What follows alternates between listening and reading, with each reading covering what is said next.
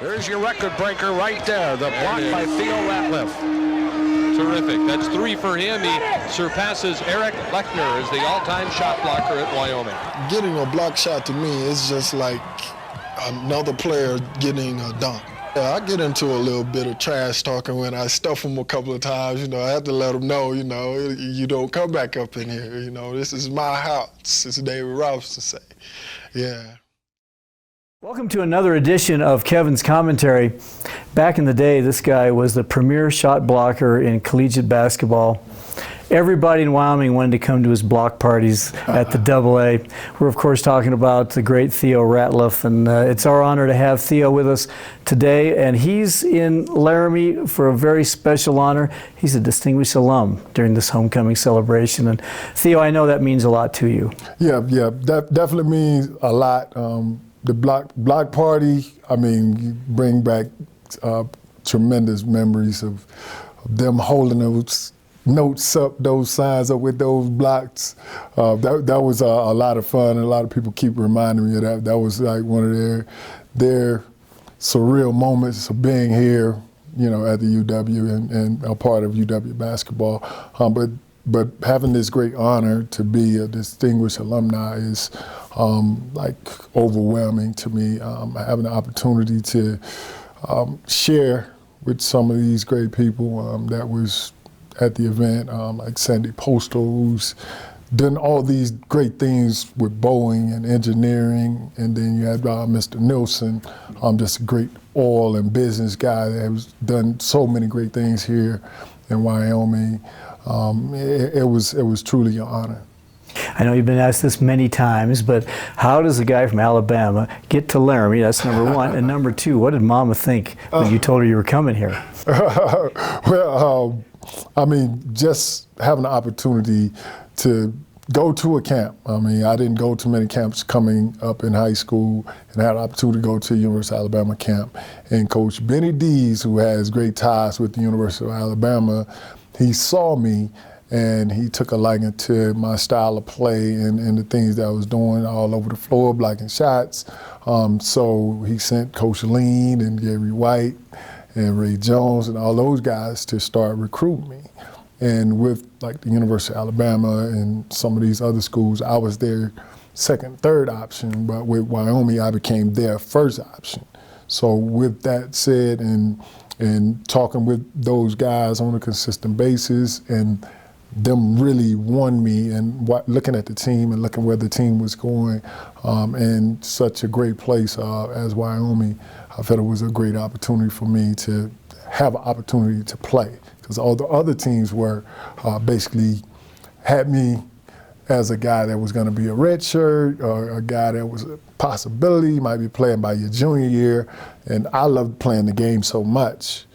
That was my ultimate goal, is to be able to go somewhere where I could be a contributor for at least 3 years. So I had the opportunity to do it 4 years here at Wyoming. And long as the education was good, Mom's was good. So as long as all that stuff was a main priority, she'd had no problem with setting me off.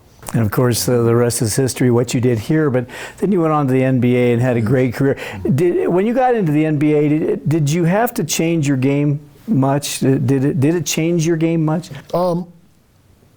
It didn't really. I think offensively, I think I got with some great offensive teachers, and then have opportunity to play with some great players to get some techniques and different things of that nature. But overall, my game did not change.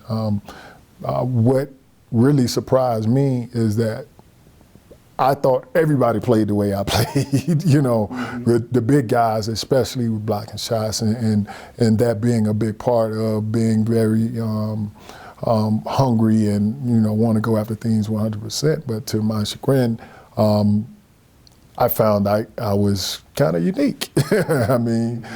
Just like in college, being able to be a defender, being smaller than most of the guys that I play against, and then going to that next level. I told the story last night in which I gave Reggie Slater kudos, is that I came in at 170 pounds, and I tell him every time I said, man, you prepared me for the NBA. You prepared me to play against Shaq, because I was 170 and you were 255.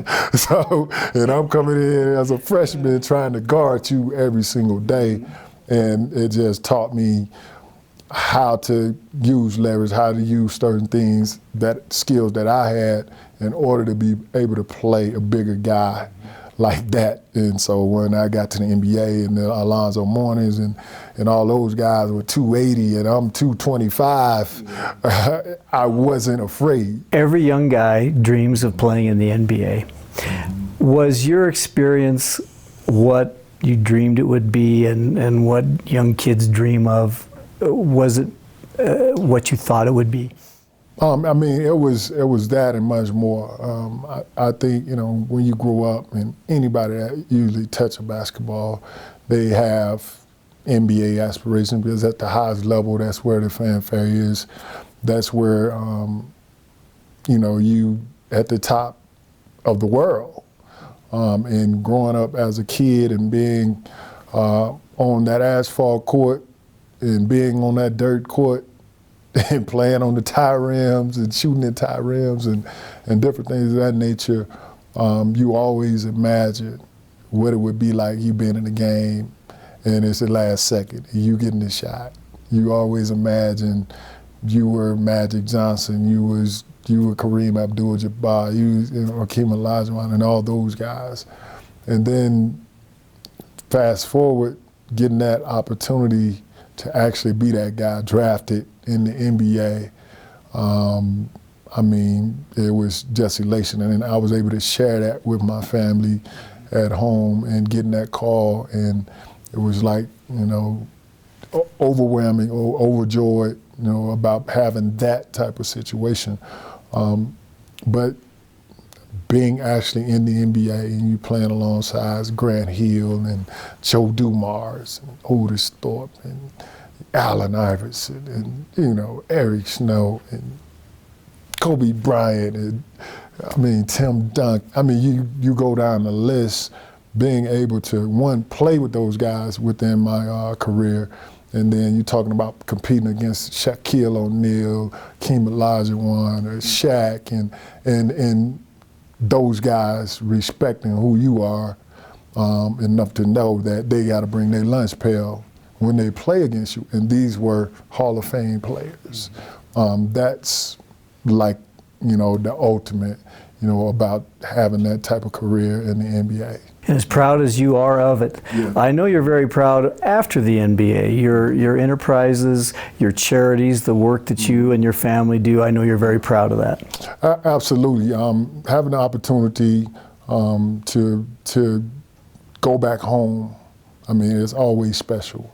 It's always special coming here, have an opportunity to go back home to my hometown in Demopolis, Alabama, and doing my camp every year on the activity center that I help build alongside with the city, and seeing the young kids get opportunities that I didn't even think about when I was their age, because there was nothing there for us to really gather around, a facility to be able to gather around. But having the Theo Ratliff Activity Center, Boys and Girls Club, has been tremendous for the whole area, for the city.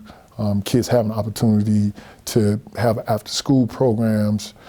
Kids have an opportunity to come in a nice, safe environment, air conditioned for one, because 100-something degrees all the time in the summer, to have different things and different aspects where you're bringing in different people from different professions.